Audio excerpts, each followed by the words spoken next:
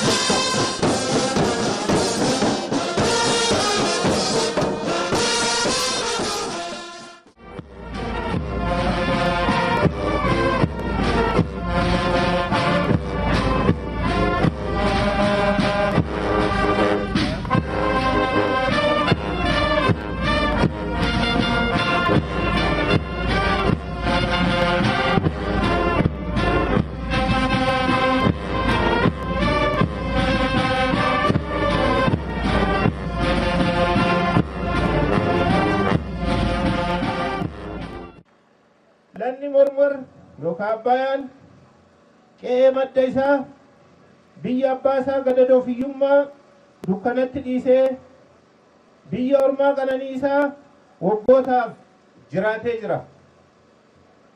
Mootummaaf dhaloonni darban abbaayaa misoomsuuf misoomaaf oolchuuf yaalanis dadhabanii abbaayaaf sirbanii abbaayaaf weeddisanii nagaa itti dhaamuun turanii jiru. Dhaloonni haaraan kunii fi mootummaan jijjiiramaa keenya hawwii barootaa fi abjuu abbootii karooraan hooggansa tarsiimaan hoogganamee kudhaamamee toomeef sabootaaf sabaaf sablammootaan ijaaramee hidha haaromsa guddicha Itoophiyaa xumuree eebbisiisuuf gootummaan Itoophiyaa irra deebi'uun addunyaaf dhugoomsee jira. Kanaanis kan addunyaan hin danda'an jedhee maqaa nu balleesse dandeenyee biyya jabduuf hooggansa tarsiimaa fageessee fi karoorsee cichoominaan milkeessuu qabaachuun keenyas qabatamaan dhugoomee jira. Rifoormiin waggaa 7 dura biyya kanatti geggeeffamee ture hidha guddicha haaromsa Itoophiyaa badii irraa baraaree jira. Yaalii jibbaataa godhameen du'a irraa akka oolu godhamee jira. Hirmaannaa keessaniin hubbii hamaa irraa ijaarree xumurree jirra. Otoo diinni jadiimeeffatu lafa jiru nu waraanu danqaaf waraana garaagaraa nurratti banee otoo jiru rakkoo tokkoof otoo hin jilbiiffatin diina kamiif otoo harka hin kennatin yeroo jedhame keessatti jaallatamtoota misooma keenyaa wajjiin taanee idil addunyaa fuula duratti eebbisnee jirra. Kana gochuunis dhaloota seenaa darbe himu qofa osoo hin taane dhaloota seenaa hojjetu dhaloota seenaa barreessu dhaloota seenaa himu ta'uu keessaniif baga gammaddan baga gammanne isiniin jechuun barbaada. Kabajamtoota keessummoota keenya kabajamtoota hirmaattota sirna kanaa waan jenne akka raawwannu waan irratti walii galle akka dandeenyu jechaas gochaan akka dhugoomsinu injifannoon guddichi hidha haaromsa Itoophiyaa ragaa guddaadha. Pirojektiin kun abjuu dhugoome karoora milkaa'e coba dafqaaf dhiigaan kan ijaarame ashaaraa dhaloota haarawaa injifannoo Adawaa lammaffaati. Xumuramee eebbifamuun hidha guddicha haaromsa Itoophiyaa murtiif waadaa seena qabeessa uummanni Oromoo fi sabaaf sablammoonni Itoophiyaa wal wajjiin ta'uun murteeffatanidha. Xumura boqonnaa gaabbiif xiiqii bara dheeraati. Ijaarsi pirojektii hidha guddicha haaromsa Itoophiyaa haaromsa aadaa waraana guddicha Itoophiyaa ilaalcha sirna gabroonfataa jaarraa 21ffaati nutti aggaamame dura dhaabbachuu fi baandota keessoo ishii nyaatanii diina jalatti kuffisuuf wixirfatan irree gamtoomeen qolachuun lukkuu hanga lubbuutti wareegama kaffalameen injifannoo argameedha. Hidhi guddicha haaromsa Itoophiyaa geggeessummaa obsaaf bilchina qabuun geggeeffamee hirmaannaa ho'aa hawaasa keenyaatiin dabalamee aarsaa coba dhiigaaf wareegama qaamolee nageenyaatiin turfaajee dhamaatii fuuraa hojjettoota pirojektichaatiin coba bishaaniitiin guutamee hundaa ol ilaalcha edaamuutiin hoogganamee injifannoo bara baraan yaadatamaa jiraatu siidaa gootummaa fi kennaa bara haarawaa ummata keenyaati. Guyyaa irraa injifannoo galmeessisneen gammachuu keenya addunyaaf yeroo ibsinu duulli wallaalummaa fi hiyyummaa keessatti gaadi'amee akka hafuuf keessaaf alaan irratti baname waraana Adawaa irratti geggeeffameen qixa akka ta'e isin hubachiisuun barbaada. Kunis wayita ijaarsicha jalqabuuf jennu fi deeggarsa maallaqaatiif liqaa tokko illee argachuu akka hin dandeenye taasifamaa ture jira. Dhimmi lammaffaan humna keenyaan ijaarsicha wayita jalqabuuf ta'e jedhamee shira pirojektichaa akka du'uu fi kiyyoo dhokataan kiyyeeffamee pirojektiin kun abjuu ta'ee akka hafu taasifamee ture. Sana booda hojii hooggansa haaromsaa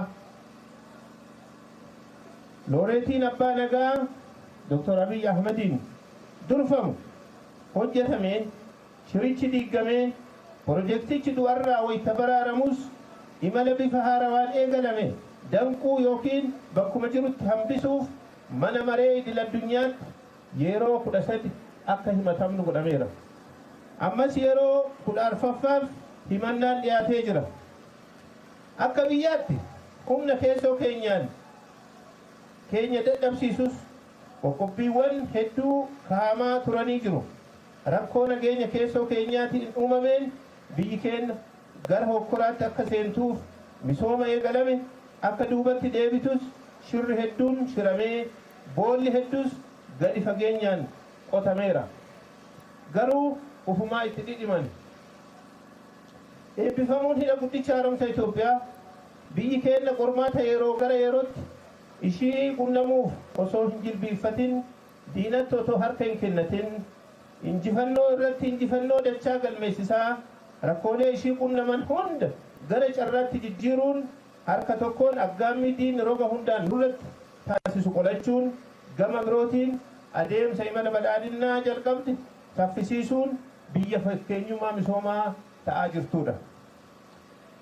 Kufte gaafa jedhan ol jettee dhaabbattee bittinnoofte gaafa jedhan daran caalatti gamtaan ijaaramtee hin dandeettu gaafa jedhan daranuu dandeettee beelofte gaafa jedhan bonaaf ganna oomishuun ofirra dabartee addunyaaf gumaachitee biyya hiyyeetti jedhanii waggoota muraasa keessatti diinagdee guddicha Afrikaa shanaffaa biyya uumuu dandeetteedha. Dhiibbaan keessaa falaa kun hundi kan taasifameef gargaaramtummaa irraa harka ormaan uffinee humna keenyaaf qabeenya uumamaa keenyatti fayyadamnee hiyyummaaf boodatti hafummaa keessaa ba'uuf waan fageessinee karoorsine gochaan mirkaneessuu eegalleef qofaadha. Weenniif waan ufiitiif duutii jedha Oromoon. Injifannoon kun Adawaa lammaffaadha kan jennuufis ijaarsichi simintoof sibiilaa fi beekumsa ammayyaan walitti dhufee hidha ijaarame qofa osoo hin taane coba dhiigaaf coba dafqaaf wareegama aarsaaf qaalii kaffalameen kan masakamee fi injifannoo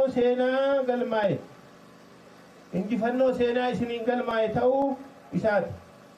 Hidhichi haaromsa anniisaa ifa keenya qofaa miti.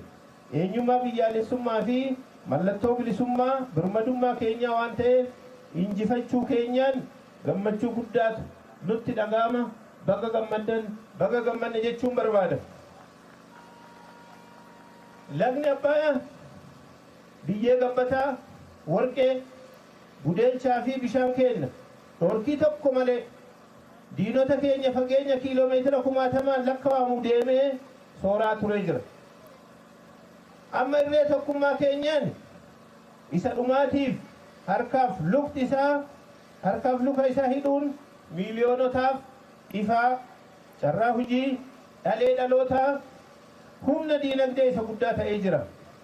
Balbala gowwaatii moofara muratan. Moofara murachuun amma seenaa ta'ee jira. Abshaalomnee jirra. Gabrummaa hiddaan buqqifna. Yoo dadhabne ilmaan itti guddifna kan jedha santu har'a ta'ee jira. Ilmaan Waaqoo Guutuu, ilmaan Leenjisoo Diigaa, ilmaan Bakar Waaree, ilmaan Taaddee Birruu, ilmaan Agaree Tulluu, ilmaan Abbishee Gabraa, ilmaan Garasuu Dhukii, ilmaan Asaffaa Shaaroo Lammii, hanga namaan beektuu Ormii Shakashakii Seenii Waynii kan jedhan sun dhalootaaf dhaaman santu gahee hujii raajii hojjechaa jiru. Biyyi abbaa malee abba lammii hin qabdu isintu jedhe. Baga gammaddan Itoophiyaan ifaajeef xaarii ilmaan ishiitiin boqoo ol qabachuu dandeettee jirti. Baga gammaddan. Itoophiyaan riivaanii kuttee gammachuu daangaa qaxxaamure labsuu ishiitiin baandaan biyya keessaaf alaa waarroo salphinnaa akka gonfatan godhamee jira. Oromoo baga gammaddan, baga gurmoofne, baga waloon duulle, baga duulchifne, baga keenya taatan, baga keessan taane. Milkaa'ina ijaarsa hidha guddicha haaromsa Itoophiyaa irratti argamee fi hirmaannaa uummanni Itoophiyaa akka waliigalaatti taasise. Addatti ammoo uummanni Oromoo keenya daangaa hanga daangaatti roga hundaan taasise daran olaanaadha. Hirmaannaa uummanni Oromoo maallaqaan birrii biiliyoona 12 ol kennaadhaan arjoominaan boondii bitachuun 81 duwwaan ergaa dabarsuuf kan kana fakkaatan gumaachitanii jirtu. Galatooma arjooma seenaa hojjettaniirtu. Kun katabamee dhalootaaf ol kaa'amee jira, akka taa'u godhamee jira. Kana qofa osoo hin taane laggeen Oromiyaa gurguddoon akka Dhedheessaa, Daawus, Angar, Gudar, Jamaa, Mugar, Fincaaf laggeewwan biroo Abbaayaaf parsantii 85 ol gumaachan yoo ta'u, uummanni keenya laggeewwan kun biyyoo dhiqanii gara hidhichaatti akka hin guunneef hojii misooma sululaa fi ashaaraa magariisaa waggaa waggaadhaan miiliyoonaan hiriiranii biiliyoonaan dhaabanii akka misoomu godhamee jira. Kabajamtoota keessummootaa fi uummata sirna kanarratti argamtan, akkuma hooggansi qaaliin keenya labsii gubaa irratti ibseen pirojektoota seena qabeessa hiyyummaa fi boodatti hafummaa keessaa gara badhaadhinaatti nu furguggisuu danda'an ijaaramuu ni eegalu.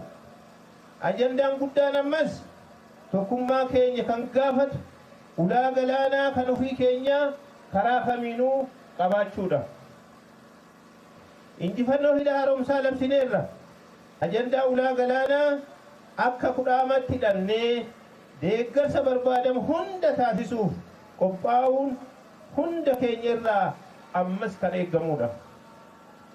Ulaa galaanaa shiraan dhabne seeraan fi karaa kamiinuu deebisuuf gamtaaf waloon ummata keenya hunda hirmaachisuun murteessaadha.